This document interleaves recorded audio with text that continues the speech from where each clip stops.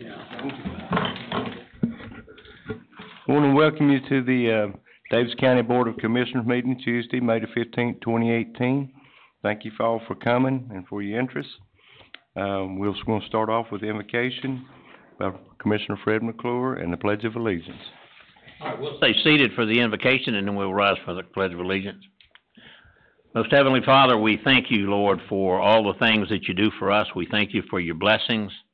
We understand and realize that all the things that we have physically come from you. The things that we have here in the county, the business that we do in the county, you are all in charge of that because you are sovereign, Lord, and we appreciate that. We thank you, Lord, for the way you have been kind to our county and to our state and to the people in this county. We thank you for your Son. We ask, Lord, that you would give us the wisdom that we need to make discernment, to make decisions on the items that we have before us today. Help us to realize your wisdom in making those decisions. In Jesus' name we pray. Amen. Amen. Please rise. I pledge allegiance to the flag of the United States of America and to the republic for which it stands, one nation, under God, indivisible, with liberty and justice for all.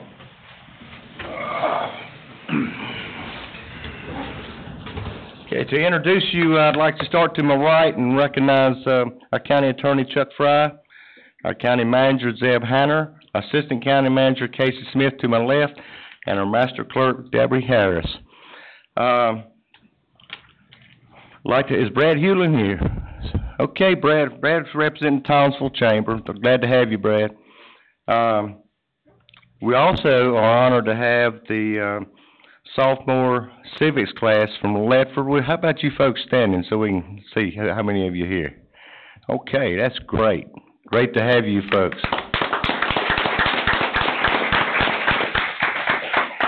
Miss Harris, you didn't stand. You stand. No. That's not necessary. Oh, okay. Well, they're teachers, Miss Harris. I must be one of the parents. I apologize, ma'am. I thought you was the teacher. You look like a teacher. Look like a student. Okay, Steve. Yeah. Okay, our next item on the agenda is a recognition of a person who's been with this county and served this county Special Olympics for a long time, and I'll turn that over to Zeb Hanner and our Parks and Rec Director, Thomas Mashburn. All righty. Thomas and Mary Ann, would you please come forward? If you'd like to have your family come forward with you, you're more than welcome to bring them up too. If they want to stay back and hide, they're good too. Okay.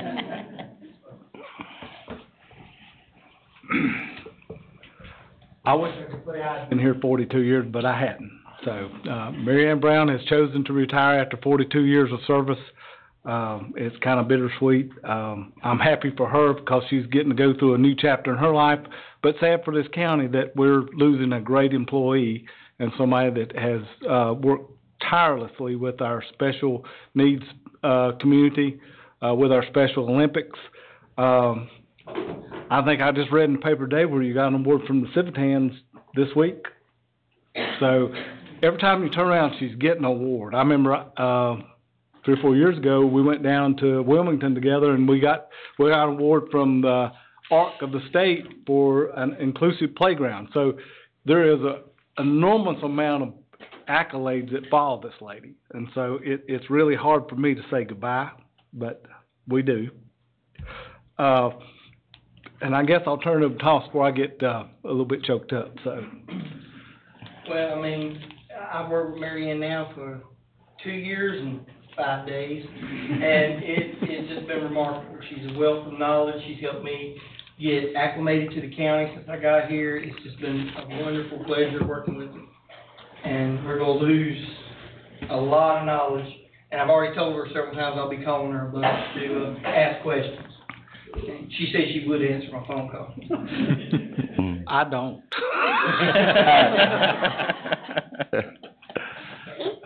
Okay. Yes, it's such a pleasure because I've known Mary Ann for so many years. I remember when Jonathan, who is the principal at Valley Academy out there, was playing t-ball. and it's been a lot of years, and she's always been the quality person she stands before us as today. Mary Ann Brown, for 42 years of tireless commitment and dedicated public service, your strong leadership and devotion to providing exemplary service to Davidson County and the citizens made a difference and impacted many lives. Thank you for demonstrating the commitment that was required to achieve excellence and success, awarded this 15th day of May, 2018.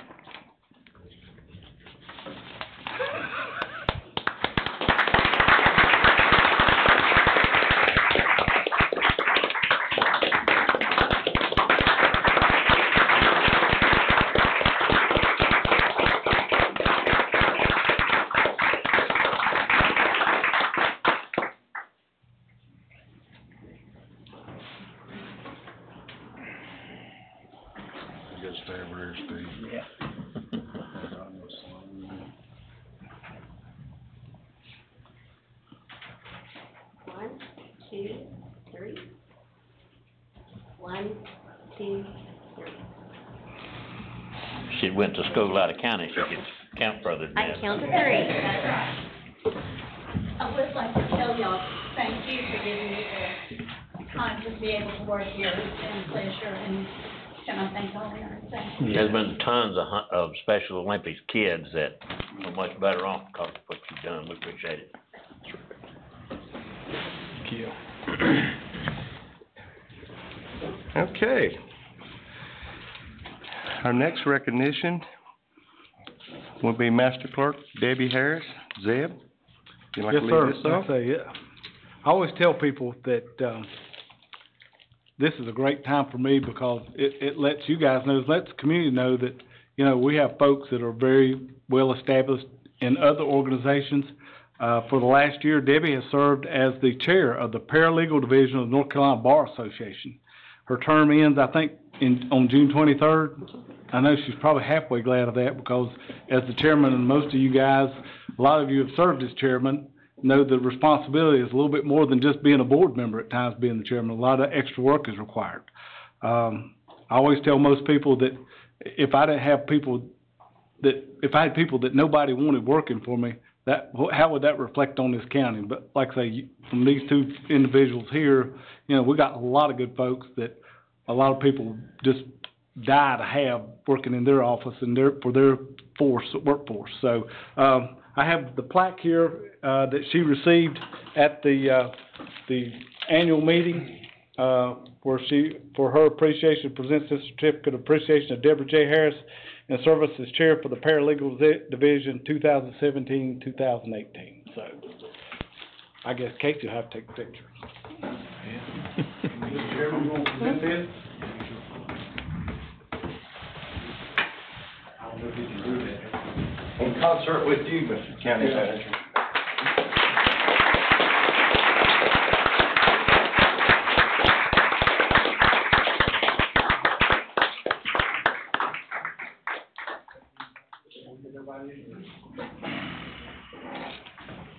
I'd like to get a copy of this picture. Stand up.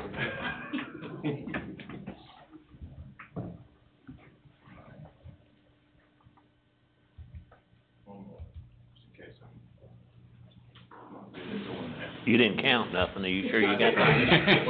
All of you were smiling. That's how I'm scared of budget guys don't count. Thank you very much. Thank you, Debbie. Anything you want to say? It has been quite a year. There's been a lot that I didn't realize came with this title.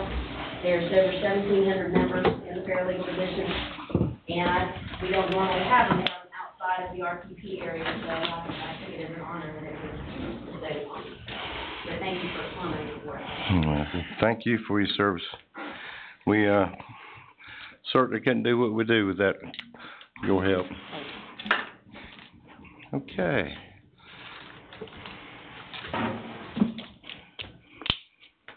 Okay, please register if you want to speak at the public address. I'd like Commissioner Barrett out for illness tonight. I'd like a motion to excuse Commissioner Barrett. Do you have a motion? Excuse. Okay, do we have a second? I'll say. Okay, we got a motion and a second. All in favor? Aye.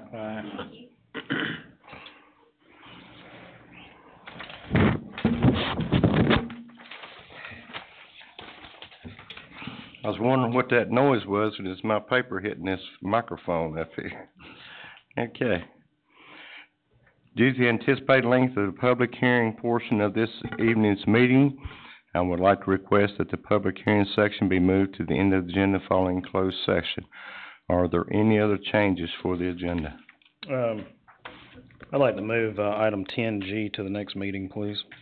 Be a resolution opposing 3 days count. What number was that, Commissioner Barrett? I'm sorry.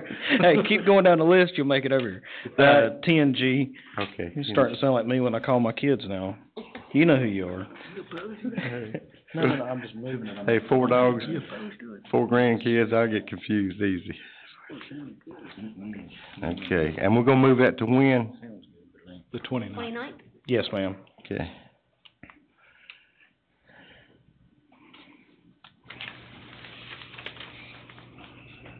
Okay. Need a motion, Mr. Chairman. Need a motion. For the amended agenda. Okay, we got a motion and a second. Please cast your vote.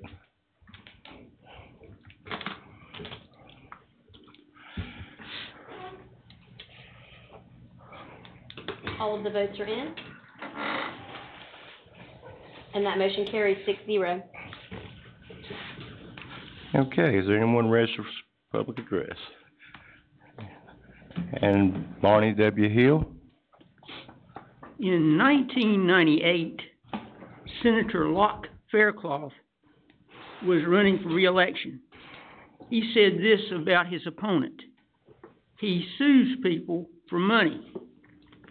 If the senator had just repeated that statement enough times, instead of allowing himself to be distracted by other issues, America might have been spared the national embarrassment of John Edwards. On 2 separate occasions, the county attorney has invited his colleagues into this room to preach to you the virtues of suing people for money on a contingency basis, as do the clients of Crumley and Roberts and Daggett and Schuler. So far, you have been admirably skeptical. I hope you stay that way. Mr. Jarvis believes that it is wrong for the courts to dictate to an industry how much of its product it may sell. I agree with him.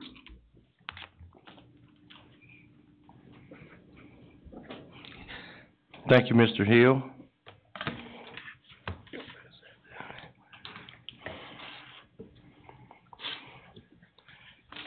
Okay, are there any items to remove from the consent agenda for discussion?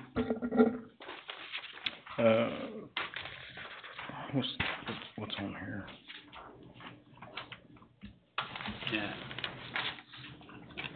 Okay. Move to approve consent. Second.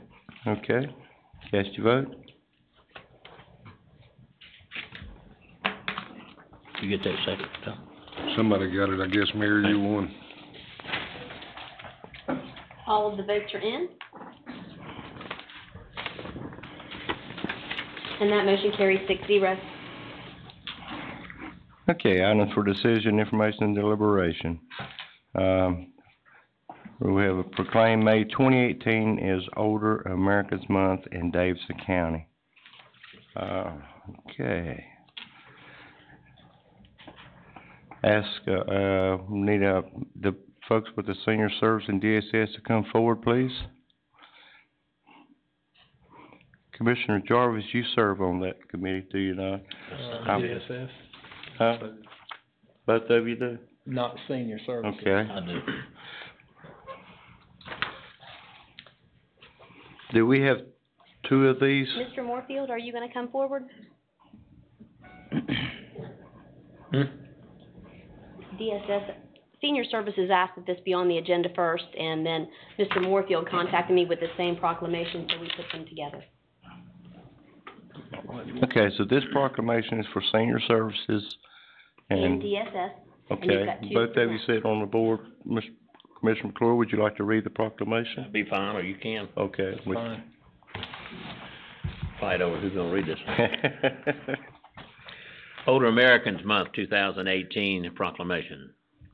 Whereas Davidson County includes countless older Americans who enrich and strengthen our community, and whereas Davidson County is committed to engaging and supporting older adults, their families, and caregivers, and whereas we acknowledge the importance of taking part in activities that promote physical, mental, and emotional well-being, no matter your age, and whereas Davidson County can enrich the lives of individuals of every age by promoting home and community-based services that support independent living, involving older adults in community planning, events, and other activities, and providing opportunities for older adults to work, volunteer, learn, lead, and mentor. Now, therefore, Davidson County Board of Commissioners of Lexington, North Carolina, do hereby proclaim May the 8th, 2018 to be Older Americans Month. We urge every resident to take time during this month to recognize older adults and the people who serve them as vital parts of our community. Proclamation is the 15th day of May, 2018. Okay, with that read, I'd like to ask Commissioner McClure for Senior Services and Commissioner Jarvis, both sitting on those boards, as I do, but if they would make the presentation. Can we, Foster care, no? Do what? Okay. Thank you. All right. Which way you going? Go that way. Need a vote on that? yeah, that's, I was gonna make a motion to do it.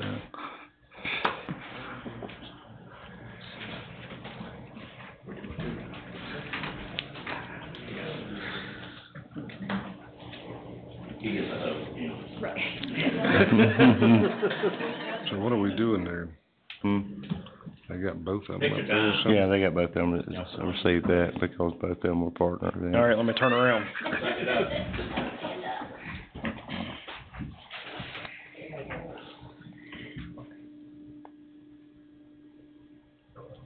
One, two, three.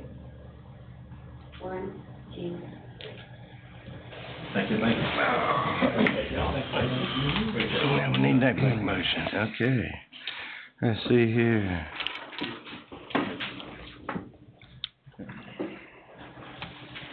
Make a motion to approve, for, Davidson County. Do we need separate motions on that, or? One motion. Okay, we got a motion, do I have a second? I'll second. Okay, cast your vote.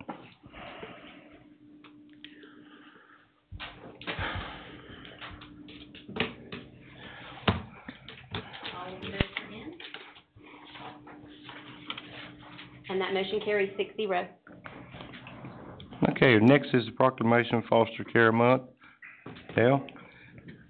Okay, whereas children are key to our community's future and success, prosperity, and quality of life, and whereas children have a right to thrive, learn, and grow in a safe and loving environment, and whereas foster parents provide the love, safety, stability that children need in order to overcome past traumatic experiences in order to reach their full potential, and whereas Davidson County foster parents are caring for and nurturing more than 164 children and youth in foster care today, and whereas we must come together as a community to recognize the important role foster parents play in caring for children who have experienced abuse and neglect, supporting family reunification, and building strong communities, and whereas there is always a need for more foster parents in order to ensure children, especially older children, children with complex needs and siblings,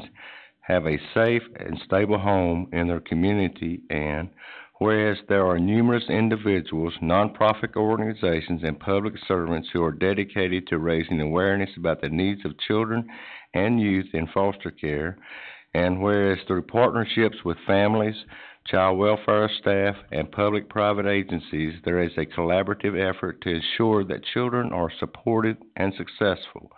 Now, therefore, the Davidson County Board of Commissioners does hereby proclaim the month of May 2018 as Foster Care Month in Davidson County. Do I have a motion to approve the proclamation? So moved. Motion and a second. Second. Okay, cast your vote.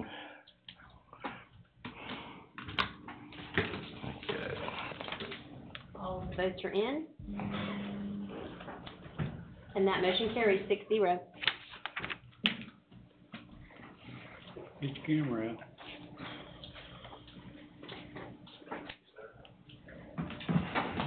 Stand back up again. I feel like I'm in a Last Lutheran church time now. y'all have to sit up. We don't have to. Yeah. Dale had his picture with his own name in time, so. 1, 2, 3. 1, 2, 3. Notice I had that just the right level for a sore kid over there. It wasn't big enough, though. Thank you, I need that. I rival yours, though, I'll tell you that. I'd just like to take this moment, this opportunity to thank you guys, each and every one, as well as our community out here. We've got a lot of hurting people in our community, not just here, all across the state, all across the nation. In addition to the folks that are in need of a temporary situation of foster care, also with what we have in our community with our older folks as well. I just want to tell you right now, I greatly appreciate, and our department appreciates the commitment and what you show as your support to us, not just for the Department of Social Services for the work that we do, but also for senior services as well. I can tell you this, our area makes numerous referrals to them, and I'm so proud that we have the Senior Services Department here in this county. It is a gem here in Davidson County. We are working with things mandated, rules and regulations, and we are fortunate to have a department that works alongside of us to help people enjoy time, fellowship, and the importance of safety as well. And I just, again, thank you for your commitment and your support to all of us. Thank you, Dale.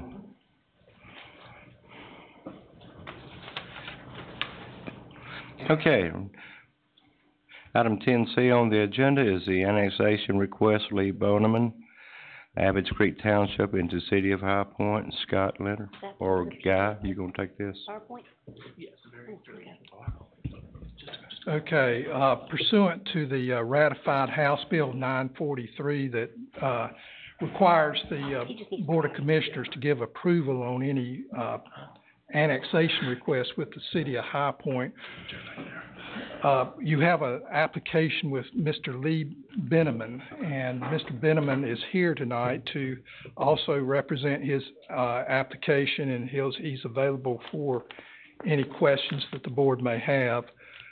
But you see, he currently lives at this location here. As you can see, this is already kind of highlighted, showing the City of High Point. I think it was about 10 years ago that you had his house was annexed into the city, and this right here also represents an area in Davidson County that had been previously annexed into the city. Your map shows you where the county line is. Everything to the right of this is within the city limits of High Point. So what we're talking about is this particular lot 2A here. So the front part of his property, Guy, is in the city already? Yes, this part right down in here where it intersects with Carroll Linden and Shadow Valley, if you're familiar with that road there.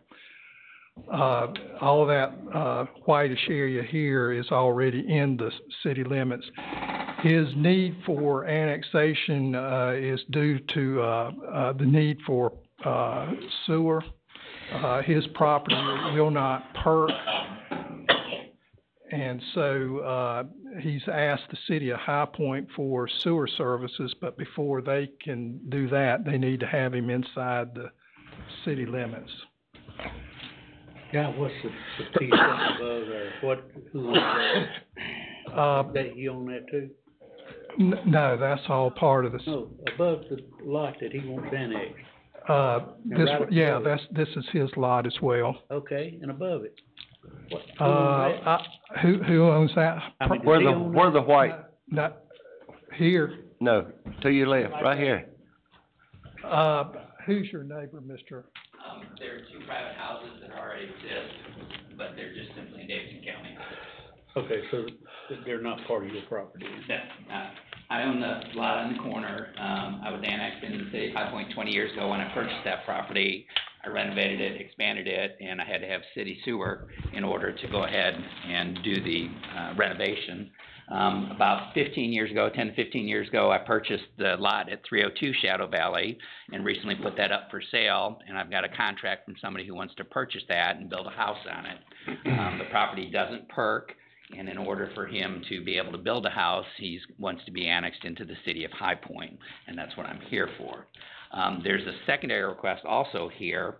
If you notice, there's a tiny parcel of land beneath my property that has been foreclosed on by Davidson County. I have found all the heirs to the property and have an agreement with them to purchase that property from them in addition to paying back taxes. And I would also make a request to the committee tonight to have that piece of property also be available to be annexed into the city of High Point. The reason for that is then I can run, for the new neighbor who's purchased my property, we can run the sewer line directly through my property to his, and I can grant him an easement through that area. Is that permissible? Yeah. Mr. Fry also, was made aware of this, and, he does have a contract to purchase, if you wanna look at that. Is the application signed by the current owner of the property? No, sir.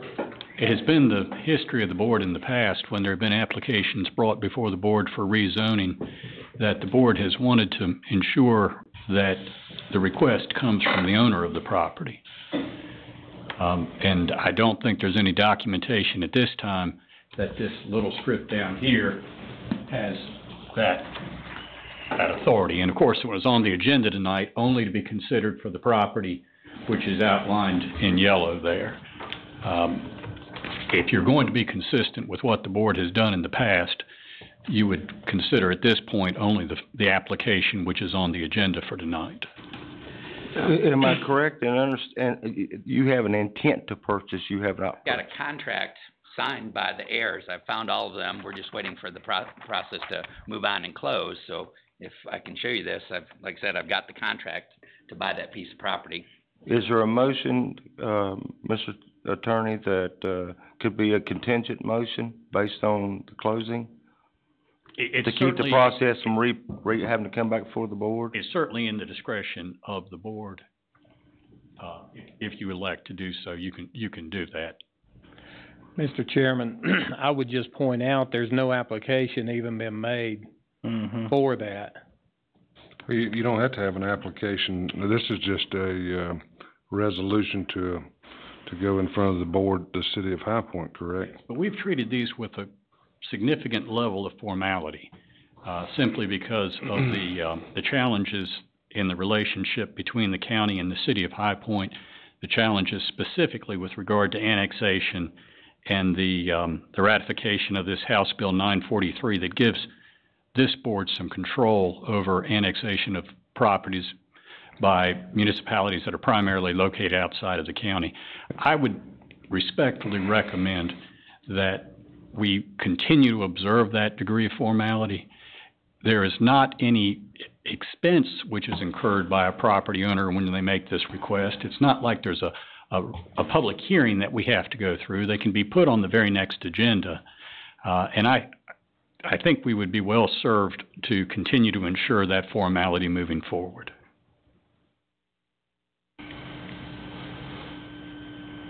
How many times have we done this since that House bill? How many times have we agreed to an annexation? This will be the third. And there have been 3 requests, and the 2 prior requests have been approved by the board. They were similar circumstances. They were small tracts, and they were contiguous to properties that were already annexed. Does the county have any sewer in that area at all? No, this would be. City of High Point. You know, this is a voluntary annexation, so it ain't like it's, you know, I guess there's no more involuntary annexation, but I'm kinda with you, Mr. Chairman, and I understand what you're saying, Chuck, but to me, the, proclamation or resolution would read, if this gentleman closes on his piece of property, then it'd be up to him to carry it in front of the city council, I guess, of High Point, to see if they would annex his property, and if he don't close on it, then, you know, it don't say anything in the resolution to amount to that, but. Okay, let's do that. When did you get a contract for that property? Last week. Okay, when did we put this on the agenda for Friday, is that correct? That's when we created the agenda, but did you know about this additional property? I was made aware of it through conversations that he was having with staff. And Okay. I told him the only way, you know, we could just bring it up, you know, to Okay. make the board aware of it. What was it like Friday or Monday that contract date on there? That way we know the time frame there.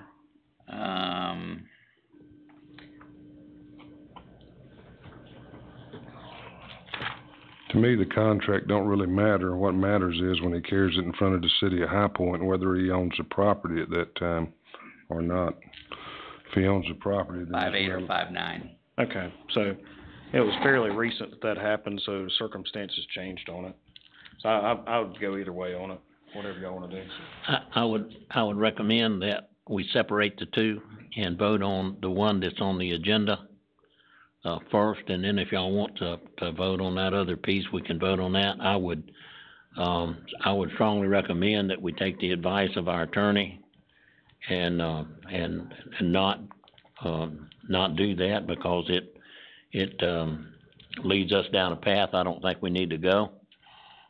We have had a formal process that we follow, and like he says, it's not gonna cost the gentleman any more to do it. All he has to do is to obtain ownership of it, and he can get that rezoned. But I would make a motion that we would approve the section that's on the agenda. That piece in yellow. Yes. I second. Yeah, you second. Another question, if there's time for discussion. Do we need to go ahead and vote on that before we have that? or Discussion on that? after, Okay. after a first and second. The property that you are, annexing, that is just for one residence? Correct. So it's just gonna be one house going in there? Okay. And the reason I ask is because, you know, we've gotta provide the schools and the public safety and, but yet we don't get a dime more off of it. And that's why staff, we wanted to make sure it was, compatible with the, existing houses out there. Right. Yeah. The entire subdivision is all single-family homes. In your conversations with High Point, just tell them, don't make a habit of this. Okay, we got a motion and a second. Cast your vote.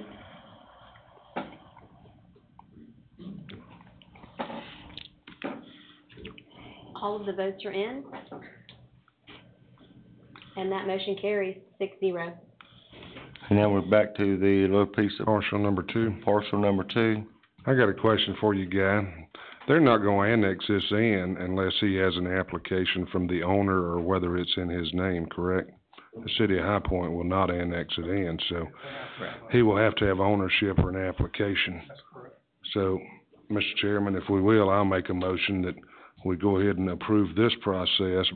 Again, that he would have to, provide proper documentation to the city of High Point to get, annexation anyhow, so save him some time. I think it'd be worthless without it being in your name. I don't think you need to make an application to the city of High Point without it being in your name, so this, to me, I agree. And so you want to put that in form of a motion As a again? motion. Okay, got a second? Now, what did you say about, his name? It'll have to be in his name before they'll approve annexation anyhow, so it's just saving him a step of coming back up here. They're not gonna annex anything. Well, he wasn't gonna give that to the, sell that, that's part of his property.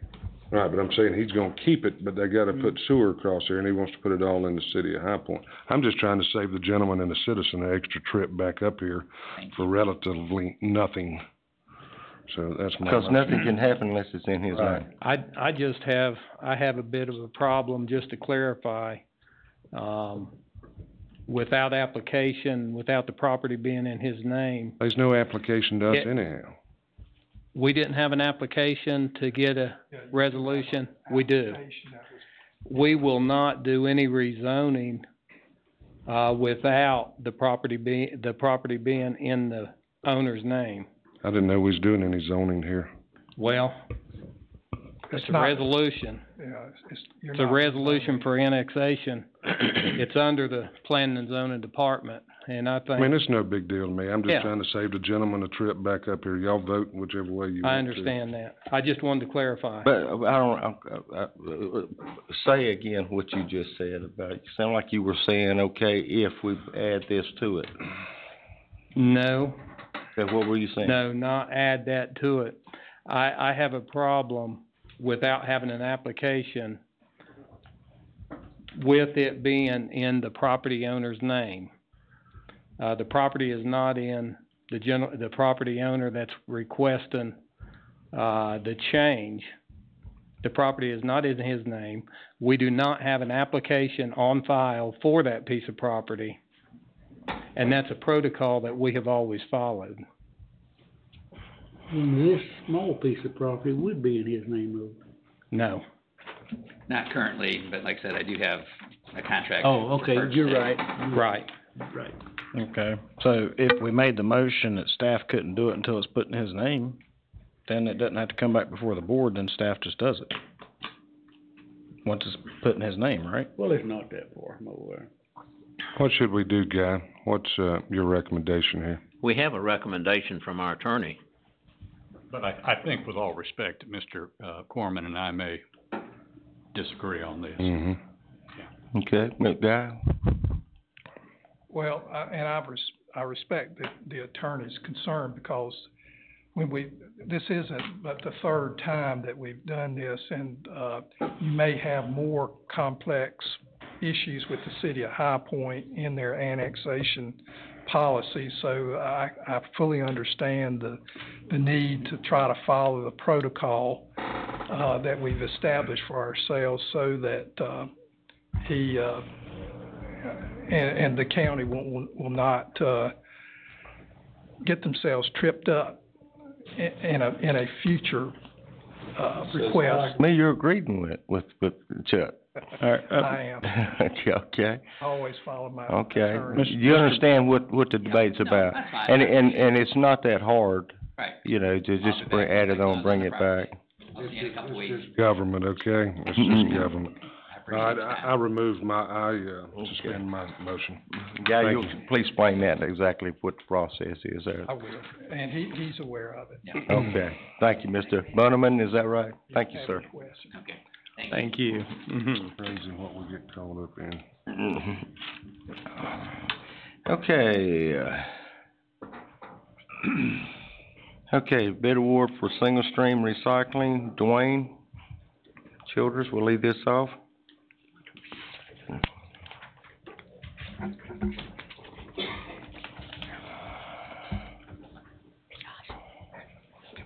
You're not gonna read all that, are you? No, sir, I hope not. Good evening, Mr. Chairman, members of the board. Bringing before you request on behalf of the Integrated Solid Waste Department for processing of the single stream recycling services that we have. I received a letter from Mr. Michael Holbrook from Waste Management informing us that they would stop servicing our account at 1 penny per ton on June 30, 2018. The letter was dated on March 21st. I thank Mr. Holbrook for giving us plenty of time to rebid this service. He initially wanted to come in and renegotiate the contract, but I was opposed to that. I know what the philosophy of the board is to rebid, and so that's what we did. With this bid, I also allowed both to offer alternate bids. If I could have just 1 minute to quickly explain that. Waste Management would go to $95 per ton. Their original base bid was $29 a ton. That's flat. Their price would go to $95 a ton. Once the value of the recyclables went to $95 per ton, then it would split 50-50. 50 for us, 50 for Waste Management. Republic Services was a little bit different. Their processing fee would go to $60 a ton. Their base bid was $57, and then once the value of the recyclables reached $75 a ton, they would split 50-50. No checks would be issued. It would just be a discount from the processing fee. I have Mr. Stephen Sink from Integrated Solid Waste to help answer any questions that you may have. And just to be clear, our recommendation is that we would take the $29 per ton. How many, trips a day are we taking to drop stuff off recycling? I will let Mr. Stephen Sink answer that question.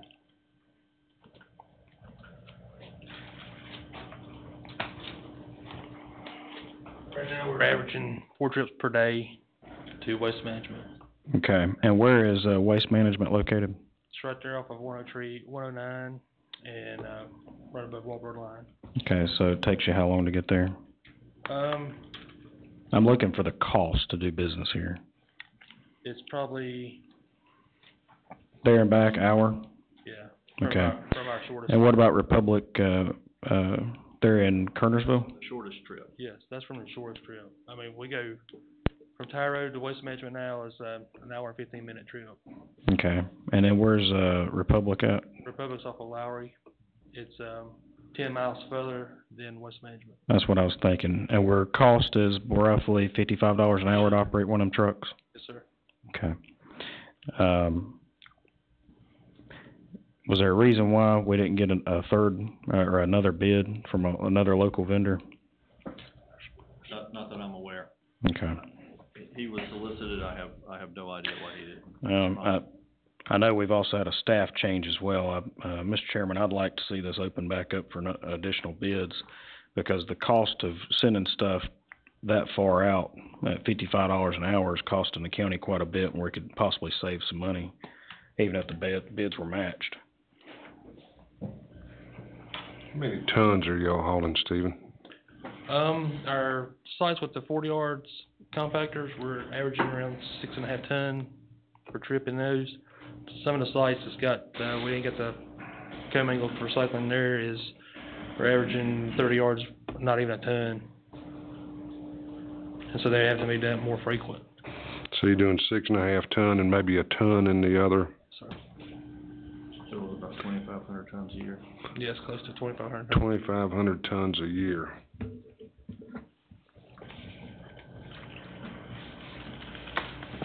Need to do some math on that. Mr. Crotch, you say, you don't want them going out of the county, is that what you're saying? Well, if possible, I'd like to save their trip time. And where do you intend for them to go? Well, if there's another bid that, would be inside the county. Do you know of another company inside the county that would, The only one I know about serves North Davis and Garbage. Mm-hmm. And I talked to him the other day, and he said he wasn't interested in bidding it. Now, I don't know. About that. With the way the market is nationally, Right. it's horrible. I've spoke to him today twice. So he wants to bid it now? Mm-hmm. Did y'all offer him to bid to begin with? I solicited him, that's all I did.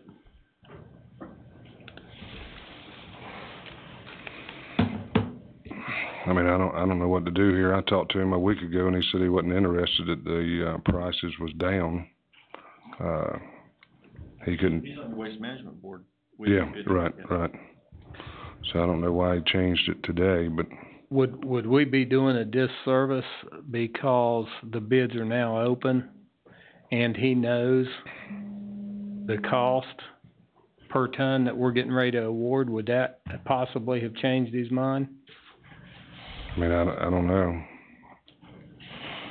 I mean, the only thing I'm looking at is I know in business, you put something out to bid, and you may choose not to bid it due to being too busy or think that you can't get that kind of cost, and then all of a sudden you see the cost of what a project bids for, and you say, oh, well, man, I can make money at that.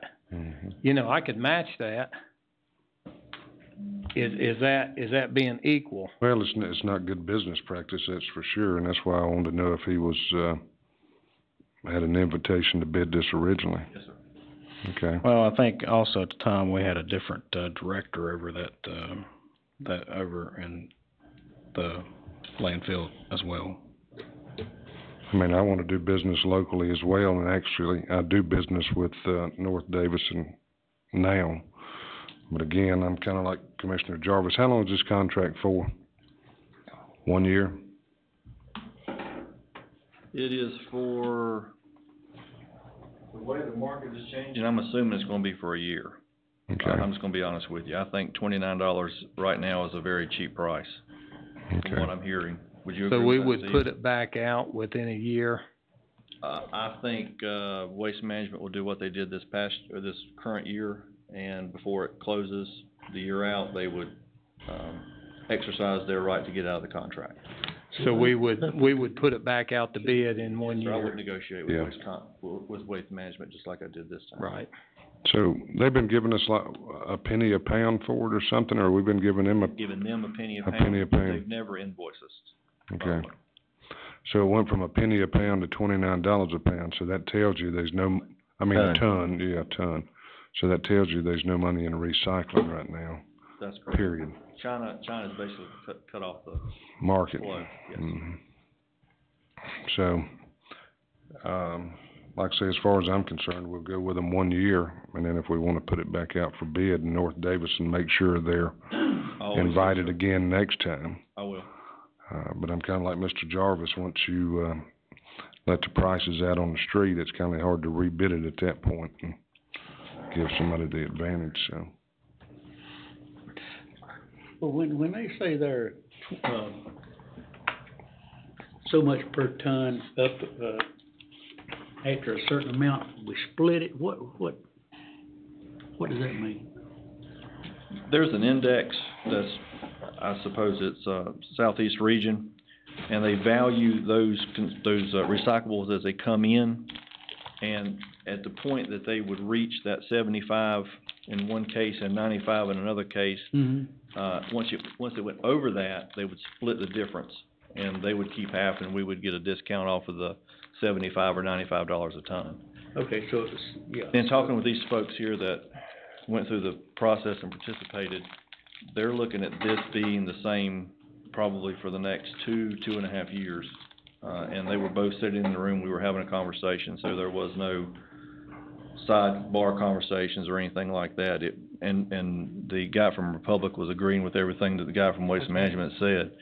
Right now, it's to the point where those recyclable folks don't have the technology to clean the materials that China's requiring. That's where I guess the bottleneck is. So, you know, and if it's costing us so much per ton, does the 5 cities in the county, do they help pick it up? We pick up their recycled. Do they help pay for this? I know the city of Thomasville and the city of Lexington goes straight toward Davison. This is just from the collection sites throughout the county. Okay. The 11 sites beyond. Okay. Mr. Chairman, I noticed in here that you solicited 5 different companies and only 2 made a response. And we have discussed that. So I would like to make a motion that we approve the recommendation and go with Waste Management. Okay, we have a motion on the floor. Do we have a second? Second. Okay, cast your vote. And only thing in that, and it'll be rebid in 1 year.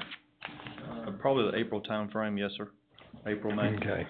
All of the results are in. And that motion carries 5-1. You know, I know it's landfill fill. Thank you, sir. Looks like we just covered it up. Okay. We may end up doing that, but the state only requires us to do Okay, we have Wayne, stick around. Bid I'll award stick for around, gas meters set for Edgar. Dwayne? This is one thing I'm really interested in, bringing before your request on behalf of the Industrial Park Committee. This is the, needed meter set for the gas line project. Basically, it's where the gas line project, would end inside the park, and then you have the meter set that would disperse it throughout the, park. The engineer's estimate was $159,450. The lowest bid was $166,767, a difference of $7,317, which was very close according to our engineer Scott Heath of Heath and Associates. I've been in public procurement now for 19 years, and I never knew what an apparatus was. Now I know what an apparatus is. This is that thing. The initial thought was to accept a change order from Miller Pipeline to manufacture the gas meter set. My initial question was, how much is this thing going to cost? And it come back at about $160, and it didn't really share the same skills as putting the installation of a pipeline in. So I pulled a page from Commissioner Jarvis's page and said, let's just bid it out and see what comes back, versus taking a change order. Had we taken that change order, again, it would have been $274,250, which was quite a bit difference. One more point about this is the City of Lexington will actually do the install of the gas meter. These other folks will not. And I have Mr. Scott Heath with Heath and Associates. He's our professional engineer on the project, and also professional engineer Andy Thomas from the City of Lexington here to help me answer any questions that you may have. I'm pretty good with it myself. I was sitting in the I-85 Business Park meeting this morning and had discussed this with, Andy with the City of Lexington, and I would make a motion that we approve the request. Second. And second. Case you vote.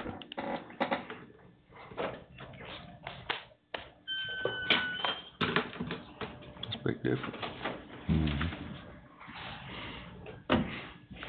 And thank you, Mr. Childers, for taking the initiative to not accept the change order. I don't like change orders. Thank you. Thanks, Dwayne. All of the votes were in on that item. And that motion carries 5-1. I voted. Okay, never mind. Did you want it to be yes? Yes. Okay. I thought it was I hit the green button, I was pretty sure. Okay, might have hit both of them at the same time. Yeah. I will fix that. Bad read, Commissioner? Huh? Was it a bad read? Yeah, it was a bad read. Okay. It wasn't my finger hitting the wrong one. I thought you was just on a roll. I was. Okay. I was. Did you say? Okay, You just right. so we have, that turned out to be 6-0. Okay. But we'll read 60 right. I want All right. Edgar to have anything that they need to be up and going. That will Actually, be they're, 60. right now, they're at DCCC talking about apprenticeship programs for our youth and our citizens right now, so. Okay, next thing is we have a bid award for in-home aid services for senior services. Dwayne? Yes, sir.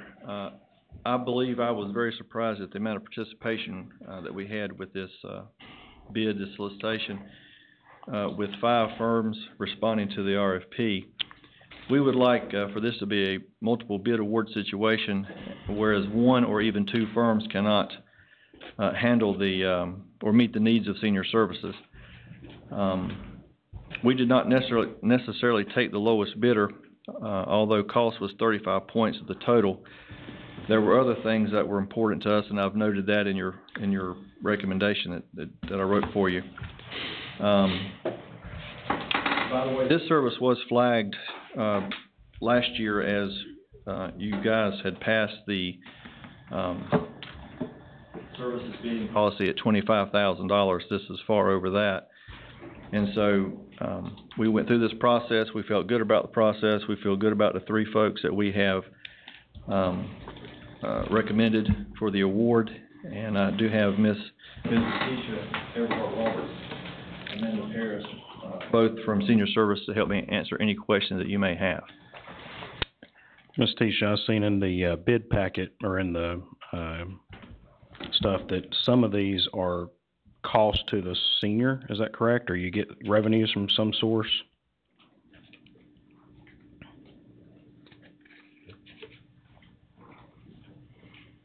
We do have a private pay program where someone can bypass the waiting list if they can pay for their own services. And then the rest of the, funding comes from grant funds and partial county funds. Okay, when you say partial county funds, how much is that?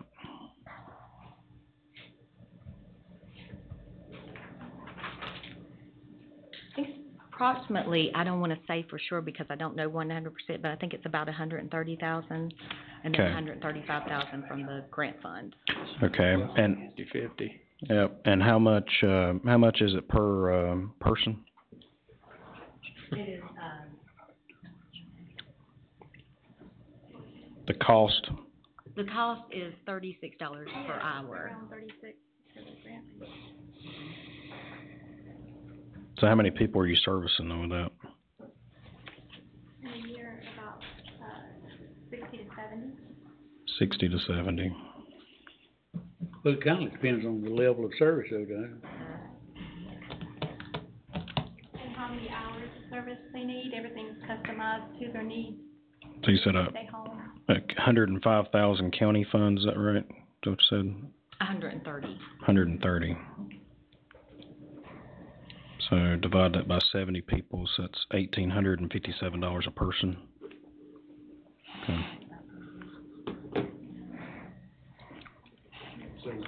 All these numbers are the same regardless of which one of these units we use, right? Well, are you talking about the price per service? Yeah. They're close to the same, yeah. I think they're around like $15 to $18. That's what I was thinking. And there's no way one provider can provide all the services There's we not, need? there is a huge shortage of CNAs right now. We were, actually, with our current contract that we have that runs out, of course, with the end of this fiscal year, we have had, agencies that have turned us away because they couldn't staff our services and our clients, and so therefore we've had to look for other agencies. One of them is actually the Premier Home Care, which came in at the highest. We reached out to them and they were unable to staff some of our clients as well. And so it's really gonna be, imperative and helpful to us if we can have multi-providers. With the contract, of course, we wouldn't guarantee any amount or any number of clients or hours to one provider, but that does give us options. It's kind of like the transportation that we do. We have multiple providers. We would have multiple providers that we could reach out to service these clients. Is there a good reason, Tisha, why you wouldn't have a primary provider with alternates? Well, I think that would be what this is set up as. This way. You said you wouldn't, probably you said you wouldn't give preference to either of the providers. Right, with But the I providers. just wonder why that would be. Well, we wouldn't guarantee a certain amount. We can give Oh, preference yeah, to one, yeah. like we would give preference, of course, to, Providence Senior Care. We've used them, we have a good track record with them, they service our clients now, they came in at the lowest bid, so we would probably use them the most, but then we would also have the alternates to fall on, like number 2 and 3. How many providers do you currently utilize? We currently utilize 2, and like I said, we've had to reach out to a third one because of staffing issues. Okay, thank you. So if you take the grant money, which is federal, and the county money together, it comes up to $3,785 a person per year. Would that be about right? It's so difficult to yeah. calculate, I mean, that Don't think sounds a little bit on the high side, yeah. but, I mean, because it's federal, state, and county funds. But it could be close, I don't know. Each client is different because there's 3 levels of care, there's level 1, level 2, level 3, so each client's cost is gonna be totally different. But the private pay part, they would pay what the county would incur on that?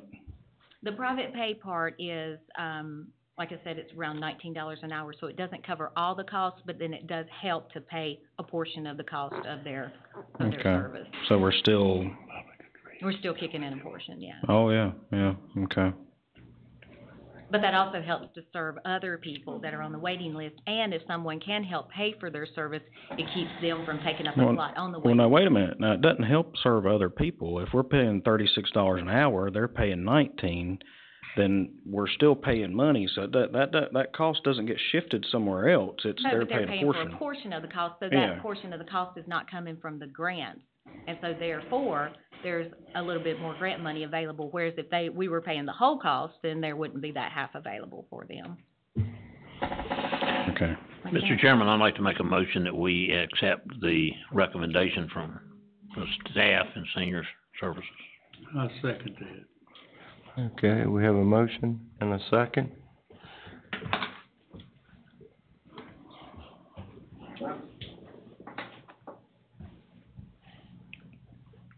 I've seen some of the benefits of these services.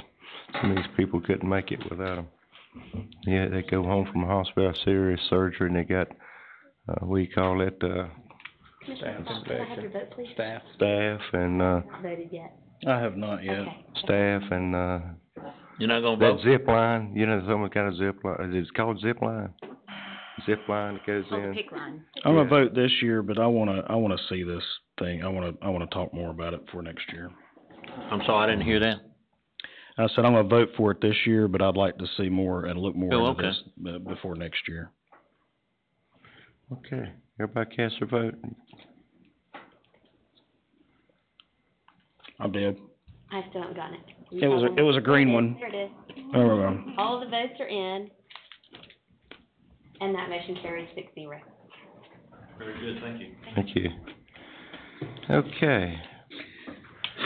Item G has been, 529, right?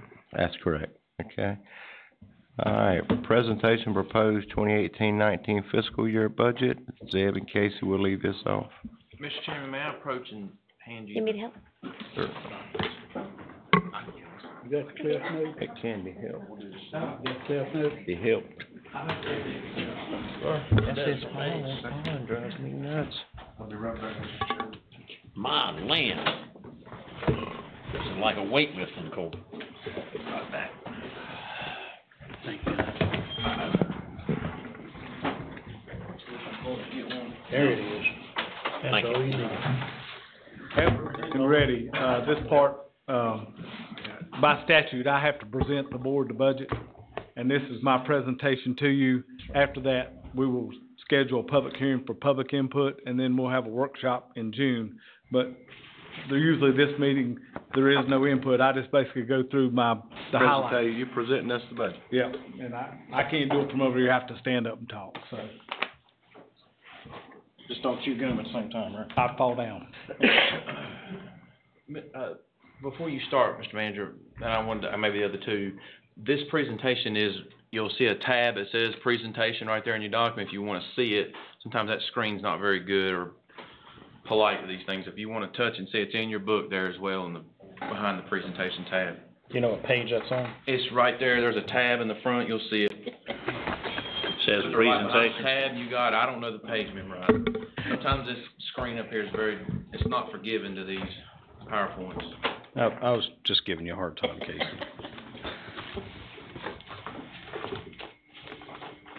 All right, we'll get started.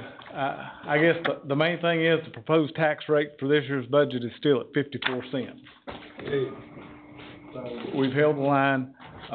Like I said, we're talking about revenue. Article 46, tax, total $3 million, $2.8 million from the redistributed sales tax. This year we had a decrease of $6.2 million in revenue, but that's due to the fact that the state is now paying child daycare and it's not running through our budget anymore. So, that is a decrease in our budget. Our contribution to fund balance is about $3 million, which is what it was last year. Normally we don't spend all of our budget.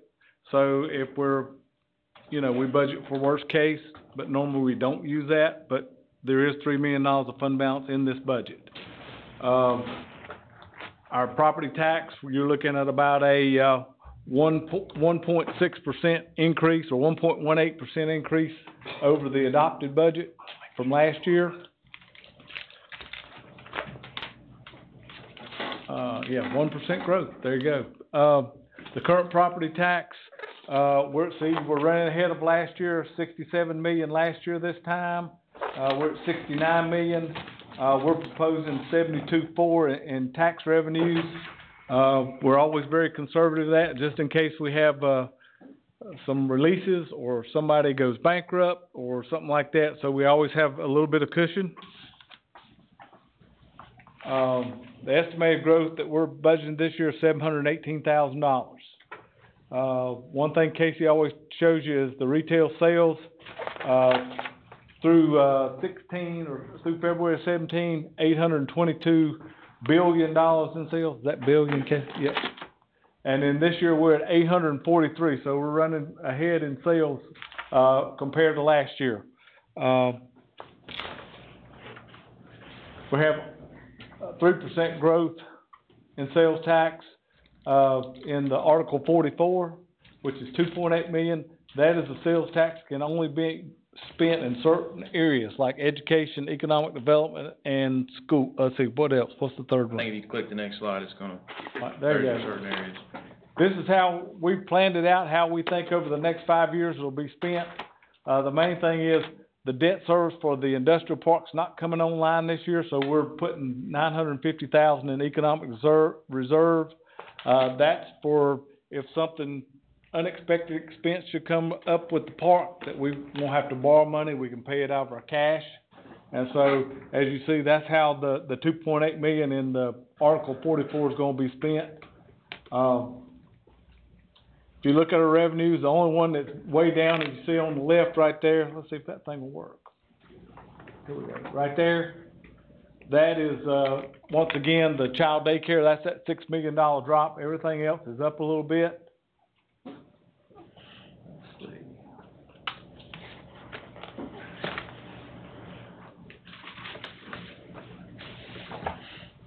Where's our money gonna be spent?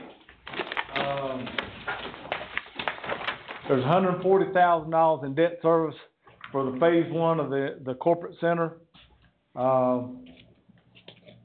We also have about $1 million in there that we budgeted. Staff's not made a decision. This will come back before the board sometime in the near future. As far as the potential courthouse clerk renovations, we've got $1 million in there, as you can see right there.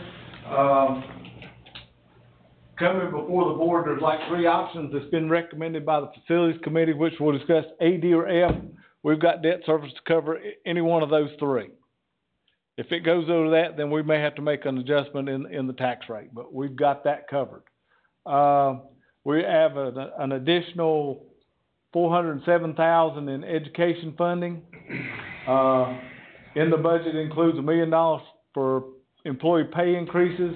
We're doing what we've been doing the past few years, $500 plus 1.5% per employee. On average, that's about a 3.2% raise. It basically gives more money in the pocket of our lower paid employees. And also with the $500, keep some separation so we don't have compression in job class. It decreases as the salary levels go up. Right, right. There's also in there, we've got some money budgeted in. Over the last 3 years, we've been working with law enforcement. 2 years ago, we did the majors and captains. Last year, we did the line deputies and the, Just the front line. Just the frontline deputies. The only people we'd missed were the sergeants and lieutenants, and we told them we'd get that in this year's budget. We have included that. I think it averages out to about 5%. For that group of people, and in total, it's about $80,000, because if not, you're pressing all those people we moved right up against people that are supervising. So that straightens everybody out, and that should get it all the way through. Basically staggered it. As I said earlier, the $950,000 we're putting in the economic development reserve to cover any unexpected expenses at the park. Once again, we talk about the $6.2 million that's not going to pass through our budget, but goes straight through the state budget. This budget includes 13 additional high-priority positions. We got 6 in social services. We have 4 in EMS. What we're proposing in EMS is to do a primetime truck to cover from 9 to 9, I think is what Mary James wants to do. The sheriff's position, the one position you approved just a month ago for the officer, for the SROs, the investigative officer.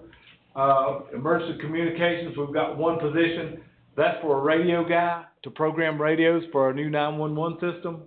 And in Parks and Recs, which you just approved, is the one position that you approved about at the last meeting, or one before that. So that's, Mr. Manager, one more quick thing on that. I won't belabor this, but on the 6 for DSS, and I didn't go into it on these slides because I run out of room, but if you go through that document on the pages for DSS and on the pages for EMS, in my opinion, we've got a good justification as to business cases of why we're doing it. We are state standards for staffing and CPS and foster care, we're behind. We've got it where we're behind several counties. So that's the 6, and you have to add a supervisor because of span of control. And the EMS, we've done a little quick analysis for you of other counties.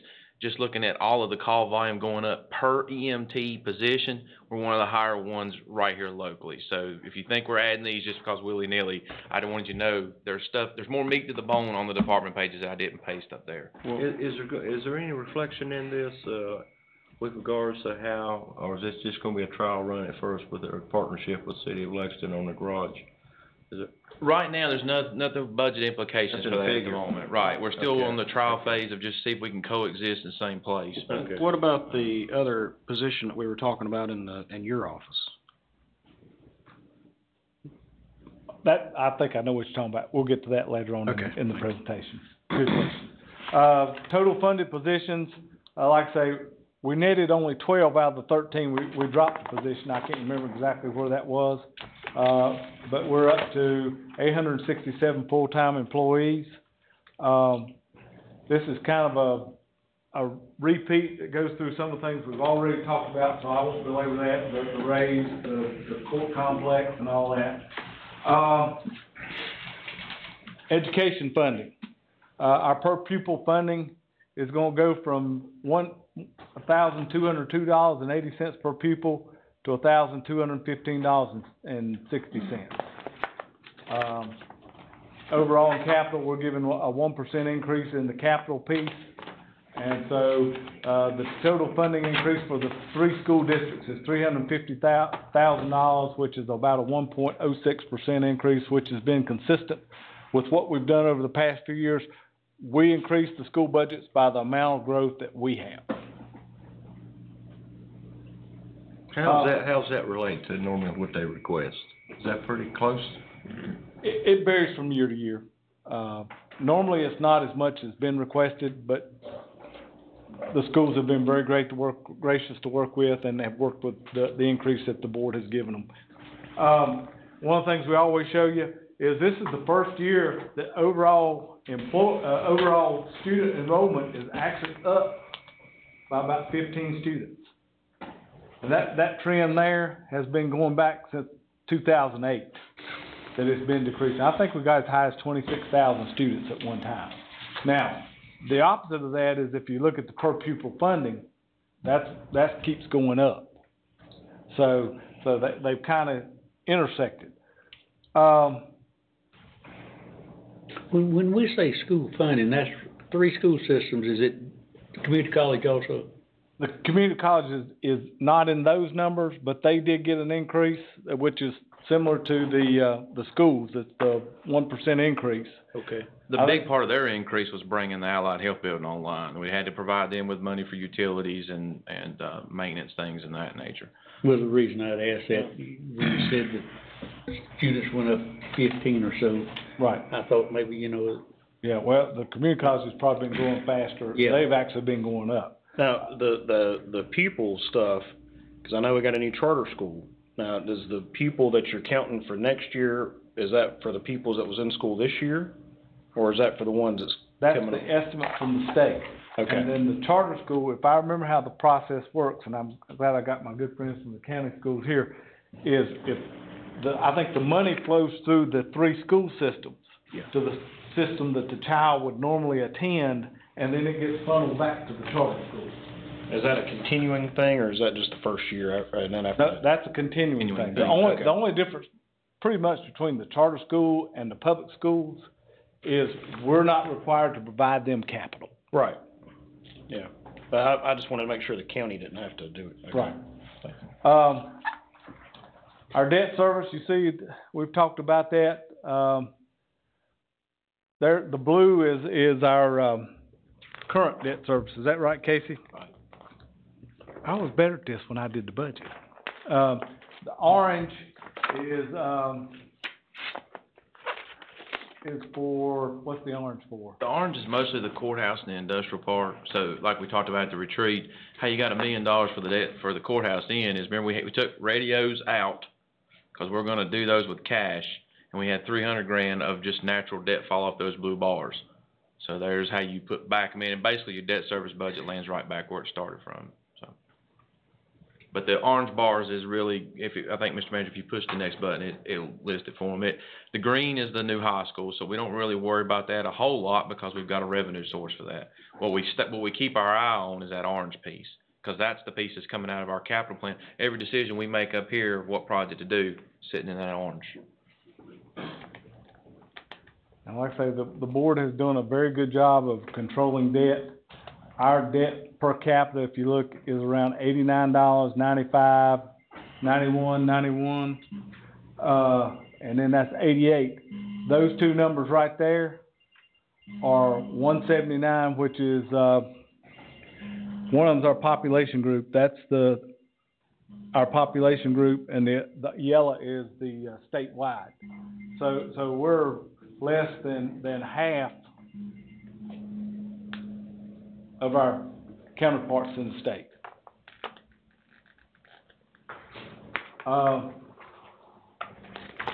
Right here, we always show you this, so when you get to it, this is a list of the not-for-profits that we fund and the recommendations.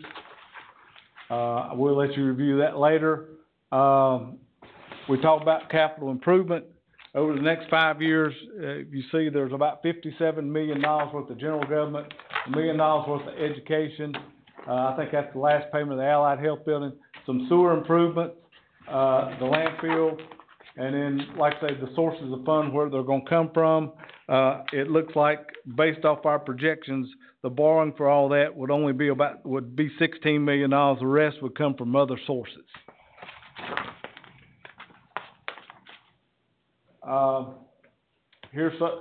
This is the list of things we're gonna fund for all those items we talked about, and the years we've got them slotted in. We try to project out and space it out so that it doesn't drastically impact our budget. This is the final piece of the financial model that we created that basically tells you, based off general assumptions, this is where we think the tax rate will be, the fund balance will be, and the ending fund balance. And of course, you know, we always project worst case. We'll probably beat this, but you do see, you know, the trend is it's going down, and 18% is our threshold where that's the fund balance policy of the county, that we don't go no lower than that. But at a 54-cent rate, we should be able to maintain. We also talk about our tax rate. There we are, 54 cents. Now, I know that's a double-edged sword, some people say, because, you know, there's some other things we could do if we had more tax revenue. But when you look at some of our counterparts and all the contiguous counties, that's how we stack up to all those folks.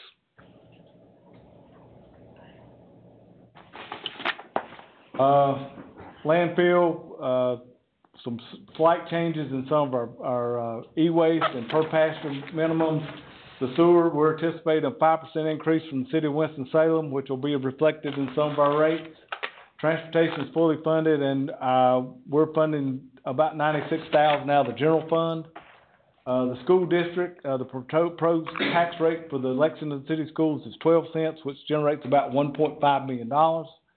That, like I say, that's through all the people within the Lexington City School District. Capital outlay has $2.95 million in it. It keeps the $500,000 for high priority roofs and HVACs for the school systems, $294 for DCCC to repair a roof on the Briggs building, and to create a safe walkway from the Love Resource Center to the Smith Health Science Building. All are covered with that Article 44 tax, which is one of the proposed uses for that tax. Fire departments, we've had 2 requests for increase, Hasty and Linwood. And they'll both go to 10 cents. As mentioned earlier, there are a few things that were talked about in the board retreat. provide additional funding for the rescue squads, additional fire grants, an audit position, a PIO position, an opioid case manager position, additional funding for TRIP, spay neuter program, which we really don't know, that kind of varies.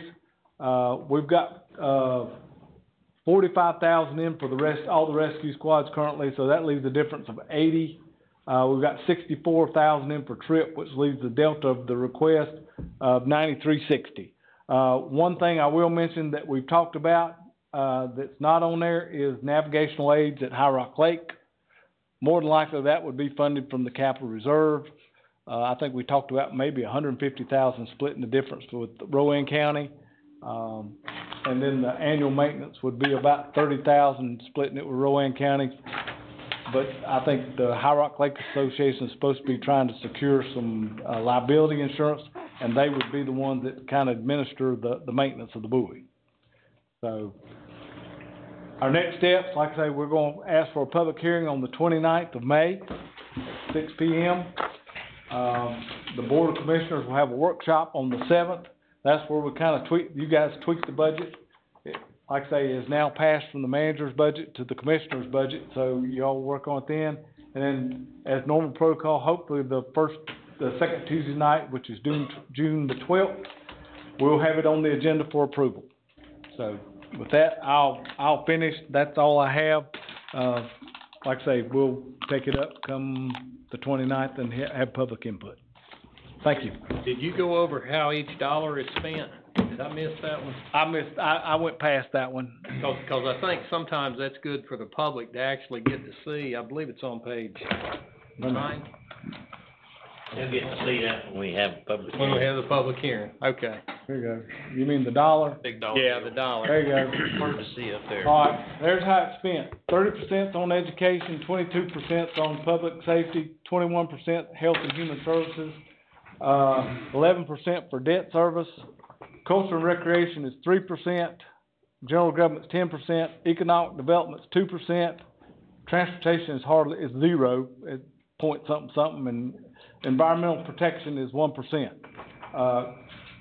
Question comes up about culture and recreation being more than economic development. In cultural and recreation, the library is included in that, and that's almost a $3 million budget. So at least what, 700 some thousand? In between the Parks and Rec budget, right, that's the Parks and That's Rec about budget. Thomas's budget. So, Other thing you gotta remember too is education funding, the bulk of debt service is education funding. So, you know, that 11%, it's really not 30, it's probably more like 40. A big part of our budget goes out the door to that before we even get started at the retreat, just having conversations. okay. Thank you. Thank you, sir. We'll take a break before we get that over done. Hey, Mr. Chairman, I don't know if the board so wishes, but Mr. Hayes is here, and he wanted to speak in public comment earlier, and he thought the meeting was at 7 o'clock instead of 6. So I don't know if it's the board wishes to let him come up and speak. That'd be fine. Mm-hmm. I would be in favor. Okay.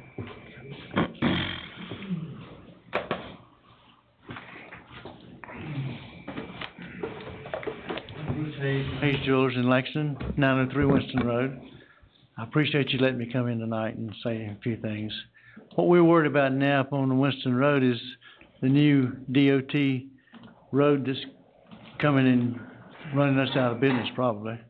So we have one other option, I think, in helping us stay there is with the historical committee coming in from Raleigh, telling if we can use more road on the other side, there's going to be some kind of meeting, I think, in the next 2 or 3 weeks about that. And that's about the only thing that would save us, you know, from being moved. So if we could get any help from anybody in here, we'd certainly appreciate that. And it's been hard, you know, for the last 2 or 3 years trying to help Todd Hunt and some of them people stay there when they've been moved. So any help that we could get, we'd certainly appreciate that from y'all. Thank you. Thank you. Thank you, Mr. Hayes. Mr. Hayes, it was a pleasure having the king himself come into the boardroom. Zach?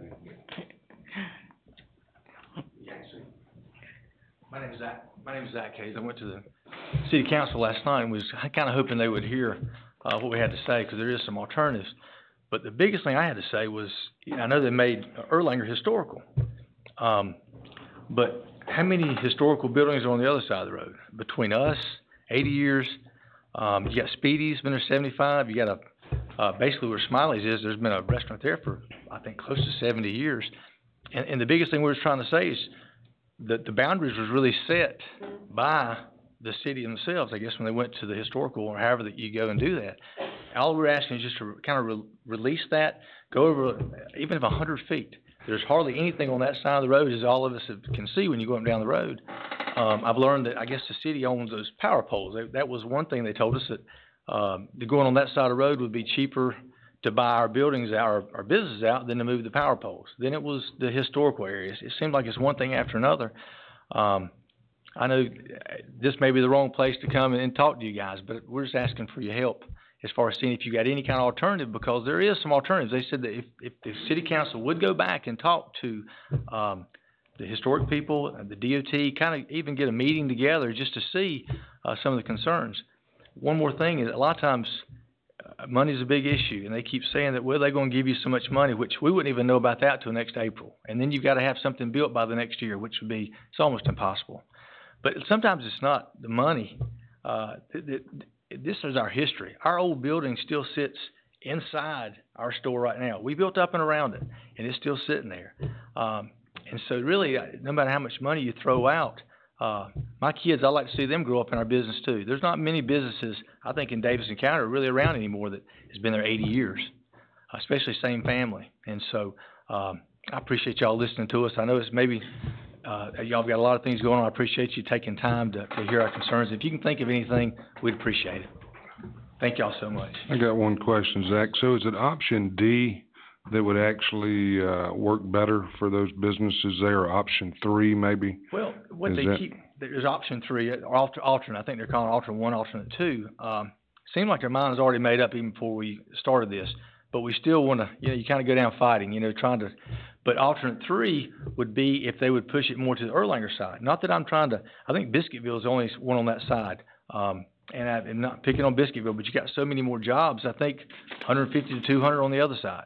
All the taxes are paid on one side of the road compared to the other side of the road. It's just economics, as far as like an impact type thing. 3 more years of road construction stuff, I don't see how a lot of us could even stay in business. I mean, it's really tough. We can fight it, but to have to build a building along with fight that for the next 2 or 3 years, that's going to be tough. It's just really hard. Not that we can't do it. I mean, we're not going to lay down. We've been here this long. We're going to try to stay around. Now, again, whether we stay there, it depends on how much it's going to impact that area to whether we can stay there, because we've already fought it now for a couple of years. But it just seems like that when you've got another option and you can compromise, they can still have, they're calling it the urban development, new Lexington over on the Erlanger side. You can still have your road, and you can still save our businesses. I think that's probably the best option to me, but again, I'm not in control. So, but I appreciate y'all listening. Thank you. Thank you. y'all. Thank you.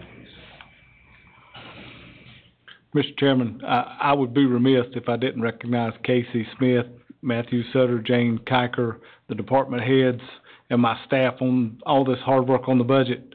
I just get to be the mouthpiece tonight. They're the ones that did all the work, and they did a great job. So, thank you. Thank you. Okay. We're getting ready to go in. Why don't we have about a 10-minute break before we're going to closed session? 7.5. 7.5. Have a motion to go into closed session, sir? Okay, motion. So got a motion, got a second? Motion All in and favor? a second after a 7-minute break. Yes, sir. You got another one of these?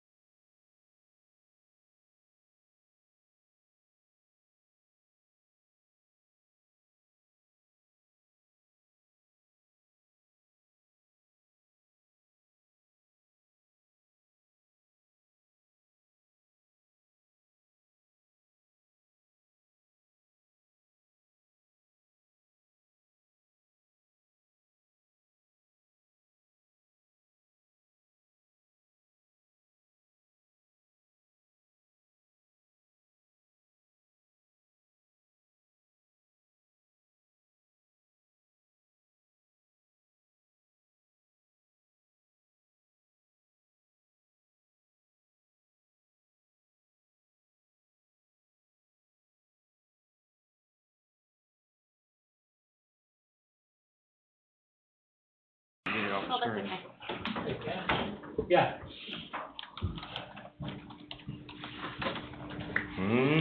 Okay. Have you heard anything from that tournament yet? That's supposed to be next week. Yeah, it's,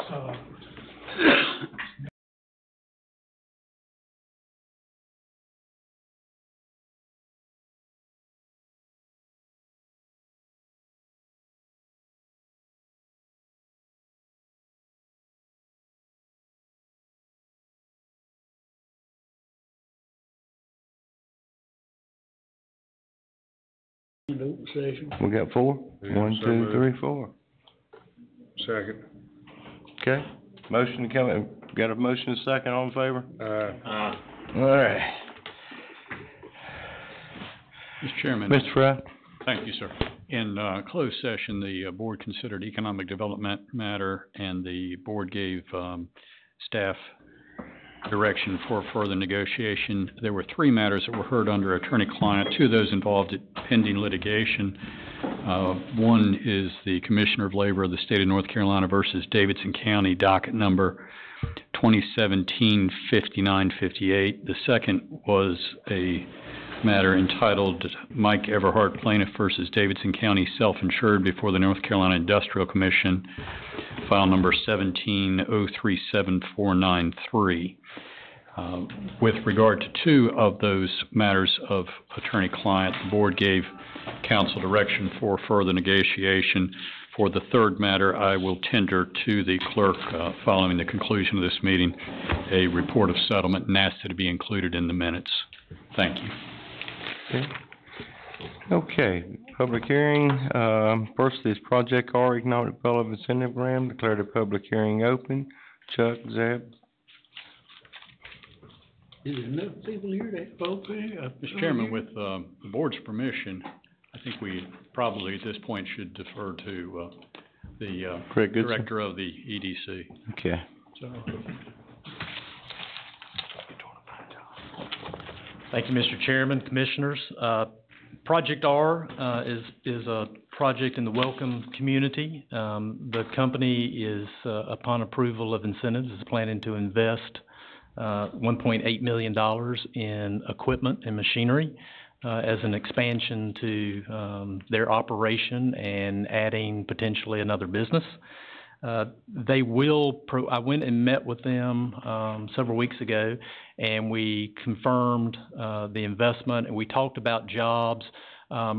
In our first request, we had 30 jobs. In talking to the management people there, they feel like they will add 30 jobs, but they would like to be able to commit to 20 because that's something that they know they are going to do. Their stretch goal is to add 30, and I believe when they are in full operation that they will be at 30 or above, but they are requesting 20 jobs. The grant would provide for a one-time cash payment of $1,000 that would be paid by Davis County upon receipt of the signed agreement. And then the grant would also provide for annual payments of at 0.0027 times their investment of $1.8 million, of up to $1.8 million, and that annual payment would not exceed $4,860 a year. Those payments would be made over a period of 5 years. That $1,000, that's an advancement, correct? That is an advance. When they, Okay. the first year, we would only pay $3,860. Yes, sir. Okay. Anybody have any questions, Mr.? Okay. Thank you, Greg. Is there anyone in the audience who wishes to speak at this public hearing, Liz? Mr. Gibson, could I ask for clarification? Is that for 5 years or for 7? Okay, because the initial notice was for 7. That was incorrect. Okay, thank you. Okay. Morning, Debbie Hill. The $1,000 advance is a deal killer for me.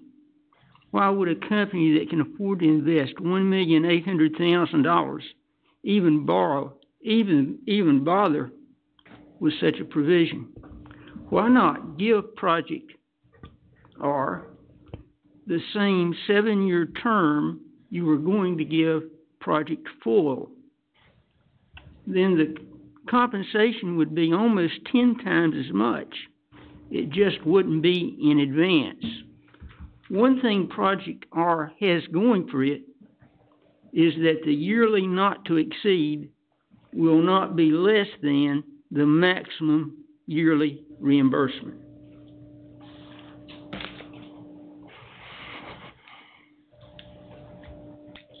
Okay, is there any further discussion by the board on this?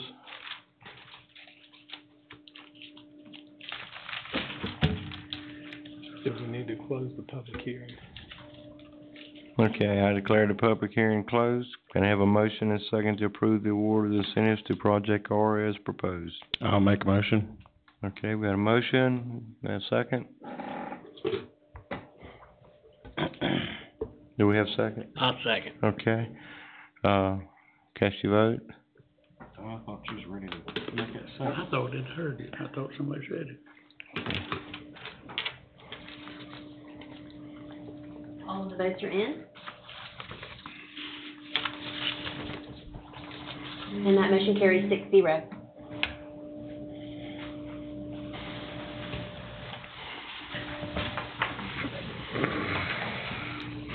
Okay. Public hearing, Community Development Block Grant, CDBG, initial hearing. I declare the public hearing open. Zeb?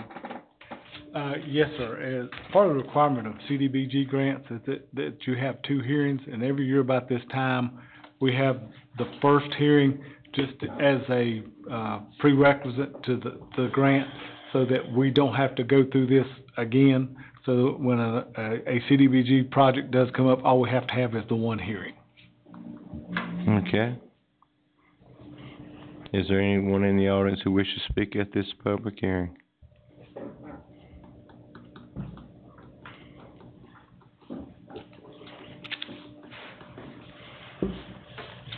Does anybody know why it was changed from generic to initial?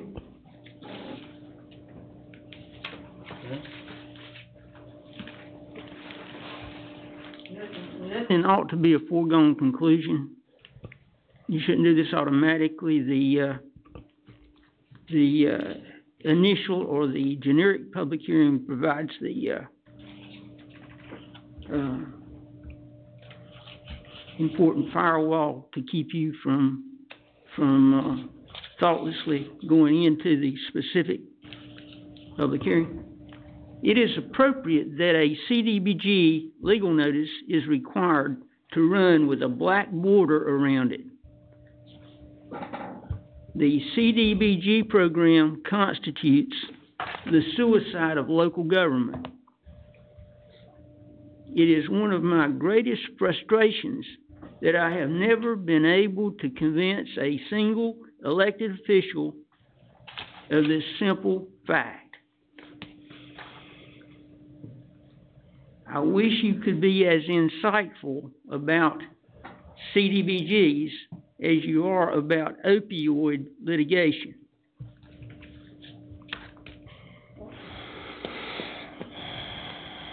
Chuck, do you have a response to what he was referring to as far as the hearing? I believe, and I'm gonna ask for Mr. I'm a little Hill- confused on that. I'm gonna ask for Mr. Hill's clarification on that, but I think you're talking about the title of this hearing. Is that correct, Mr. Hill? From initial... The initial public hearing. Right. And then, I guess it will be the subsequent public hearing. I don't know what your new terminology will be for that, but we used to call it the generic public hearing and the specific public hearing. Right. And many years ago, I used to call it the mystery phase and the reality phase. I am straightened out now. Okay. Both are. Thank you, Yes, thank sir. you, Chuck. Thank you. Thank you, Mr. Hill. The mystery phase is where you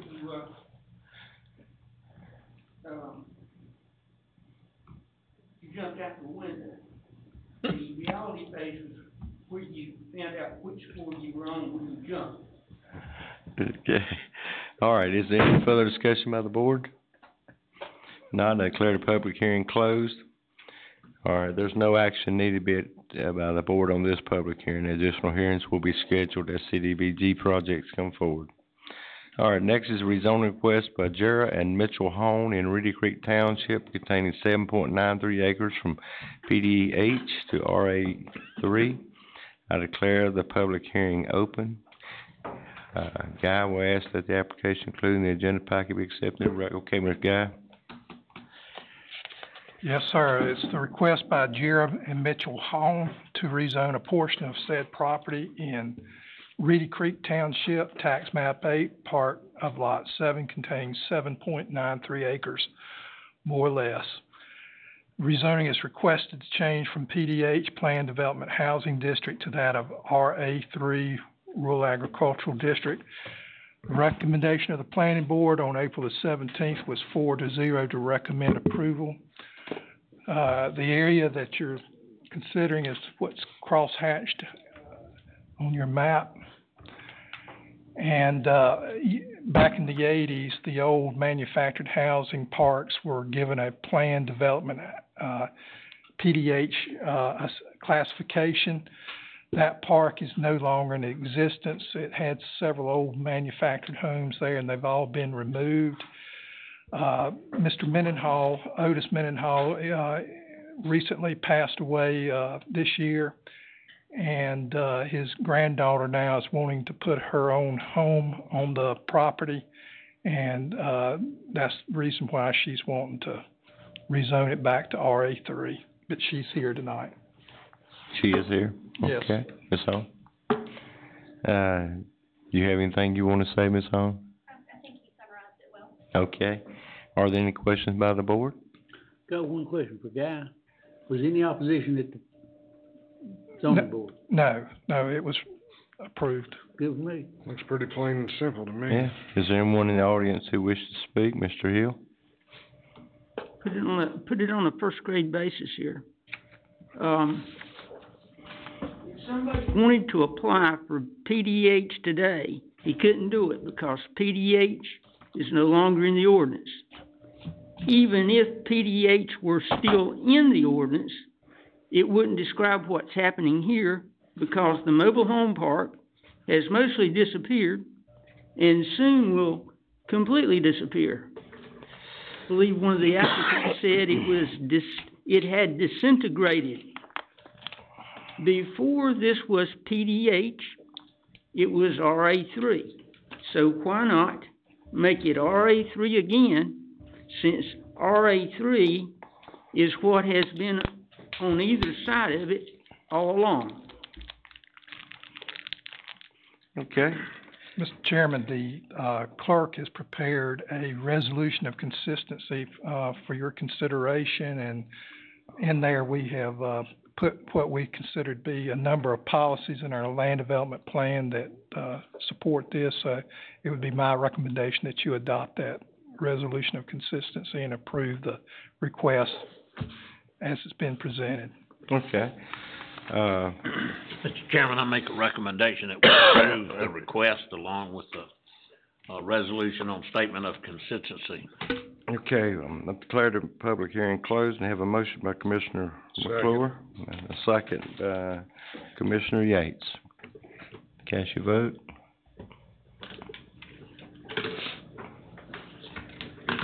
All the votes are in. And that motion carries 6-0. Thank you, ma'am, for getting the mobile homes out. Thank you. Good luck in the new home. Yeah. Okay, rezoning request by Lytle Renee Swing in Conrad Hill Township containing 1.15 acres from RA1 to OI. I declare the public hearing open. Guy?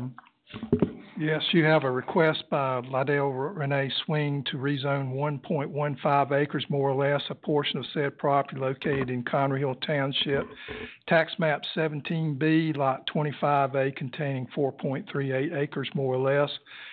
Again, the property is located on the southeast side of Paul Beck Road, approximately 200 feet northeast of the East Center Street extension intersection. The rezoning is requested to change from RA1, Rural Agricultural District, to that of O&I, Office and Institutional District. The Planning Board did recommend approval on this, 5-0. You have the area there that's cross-hatched on your map. The blue area over here is actually Finch Park. That's inside the city limits of Lexington. We do have some O&I over here at the intersection where the barbecue stand is. So I think most of you are familiar with that location. A few years back, Mr. Swing had this zoned LI, limited industrial. He hasn't really done anything with it. He had some plans, but it didn't go fall through, but it's still zoned LI. If you read the minutes from the planning board, there was some concern expressed by the neighbors on 25B, but they kind of gotten their questions answered and they're satisfied. Mr. Swing is here to talk about what he'd like to do with the existing house on this property. Okay, Mr. Swing.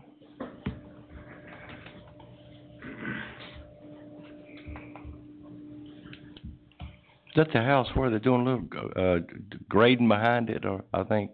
We graded it a couple different times over the years, and for elevation that would be suitable for something else, but I never got to that project. But it's a house that's really not suited well for a in-house. It's 2,400 square feet, approximately on one level.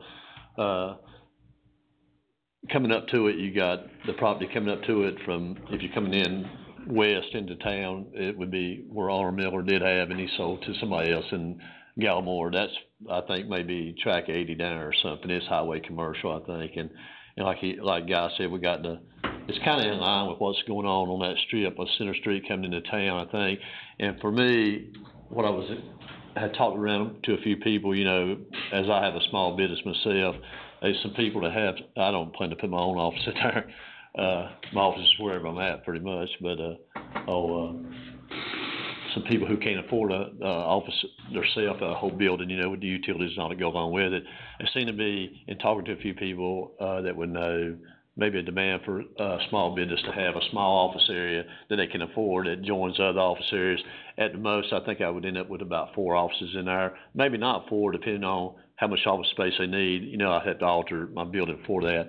I went to the inspection department before I even started and went over the stuff with the guys there, the commercial planning guys, about what I would do with the upfit and stuff. And before I ever started in this with Guy and them, and got all that worked out. And to make a long short, I really need to spend quite a bit of money, which I'll probably never see the return, but maybe my daughter will, to upfit it for what I'm going to do, at my age. But at the same time, I'd like to turn it around to something that's more practical for what it is and more profitable in the future, And that's what the plan would be for it. Okay.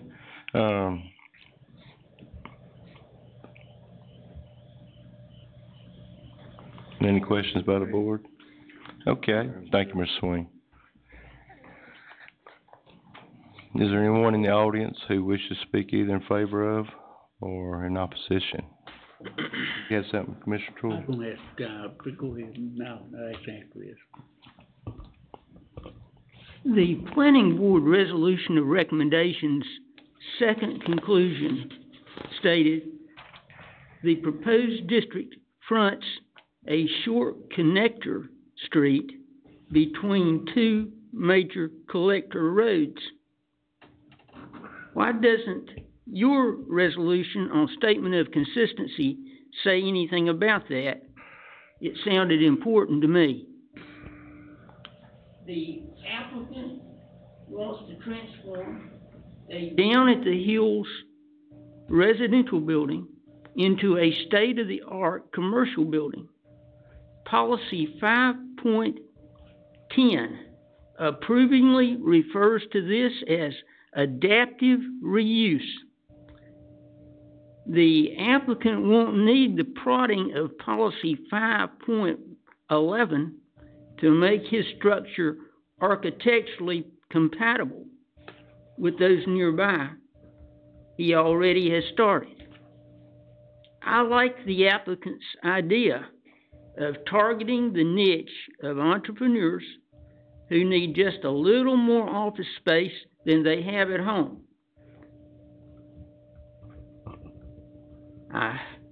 I hope you will let him give it a try. Thank you, Mr. Hill. Okay, Mr. Corman, what's staff recommendation? Certainly concludes that this will be reasonably and consistent with the comprehensive plan of the area, so we recommend approval. Okay, any further discussion by the board? Yeah, I got a question for him. What did the planning board decide?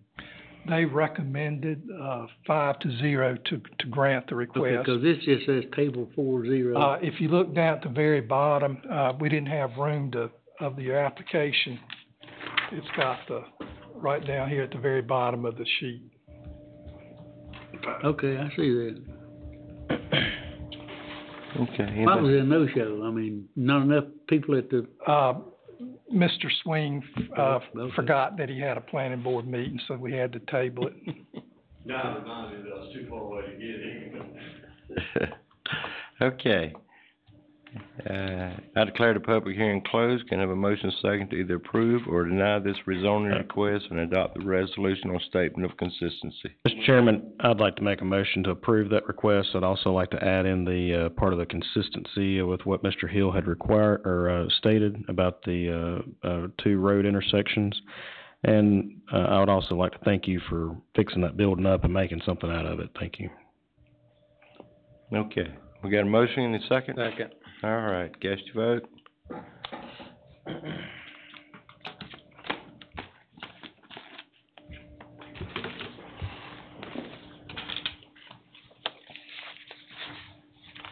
Okay, we have a zoning request. Thank you, Ms. Swing. Voted you didn't get it. Thank you, Renee, appreciate it. All of the votes are in, Thank you, Renee. and that motion carries 6-0. Okay, rezoning request by Childress Properties LLC in Lexington Township containing 4.69 acres from OI to HC. I declare the public hearing open. Guy? Okay, you have a request by Childress Properties LLC to rezone 4.69 acres more or less in Lexington Township, tax map 317, lots 2A and 9. The property is located on the west side of Old US Highway 52, approximately 240 feet south of the Holiday Drive intersection. Address is identified as 3763 Old US Highway 52. The rezoning is requested to change from O&I Office and Institutional to that of HC Highway Commercial District. Recommendation of the planning board was 4-0 to recommend approval. Representing the application is Michelle Hemrick, who's here tonight. She's with Childress Properties. This is the site right here. This is the on-ramp to 52. You know from previous meetings that Old US Highway 52 is a corridor of economic opportunity. And you've got some existing highway commercial to the south right there. And then we have a little bit more just to the north of the property. But again, Ms. Hemrick is here if you'd like to hear her plans. Just for clarifications, is it in your application that you said it was south of that ramp? The property is just north of that Yeah, just ramp. north. I thought you said south, where I didn't know if it was inadvertently entered into the application. Okay, thank you, Guy. Okay. All right, anyone in the audience who, well, Ms. Hemrick?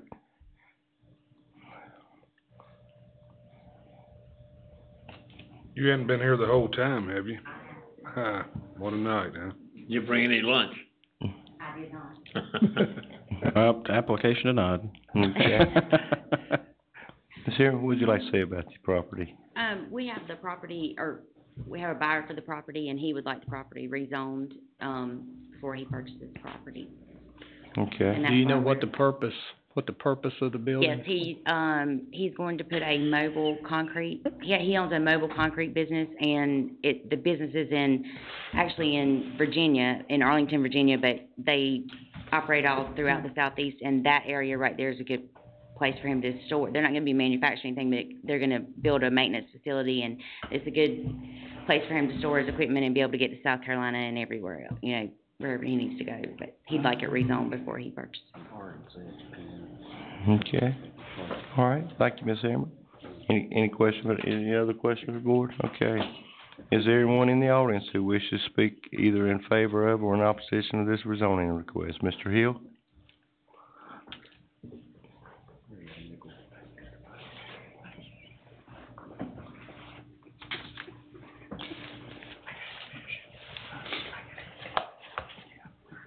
Contiguity counts, and there is existing contiguous HC to the south.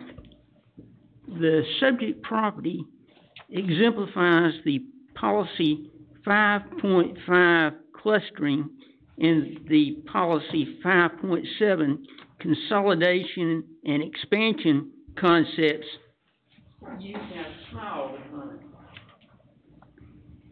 The applicant won't have to provide the, quote, effective buffering, unquote, with residential called for by policy 5.9 because the railroad already is serving that purpose. Yet another rezoning request that just keeps on screaming, yes.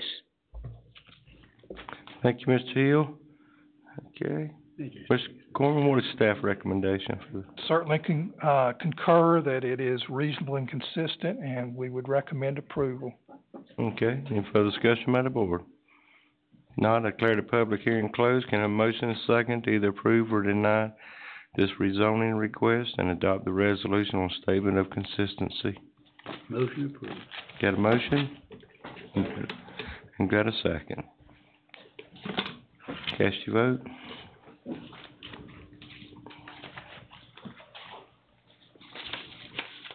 All of the votes are in.